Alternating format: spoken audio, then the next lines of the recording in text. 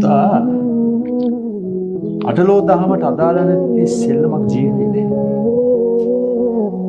දිනන්න පුළුවන්. දිනන්න ඕනේ නම් හැමදාම දිනන්න ඕනේ.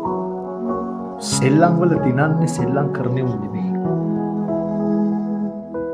සෙල්ලම් කරන්න පිටණි හදන්නේ.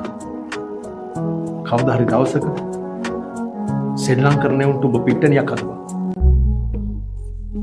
සෙල්ලම හදන කාලයක්.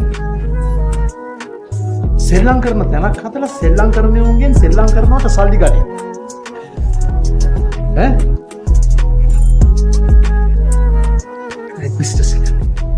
ඒක මාරු කතාව. යා මගේ ගමනේ සිටියම මගේ ඔළුවේ ඇඳි කරම පමණට වඩා කතා දැන් ඇති කරම උත පුළුවන් විදිහට හැමෝටම ලැබෙවි මට ඒව හොඳ හිත පසුවට හිනවයි වැදගත් මට කවදාත් එත වගේම යදත් මම තවමත් මිතුරොත් වැදගත් හමු නොවුන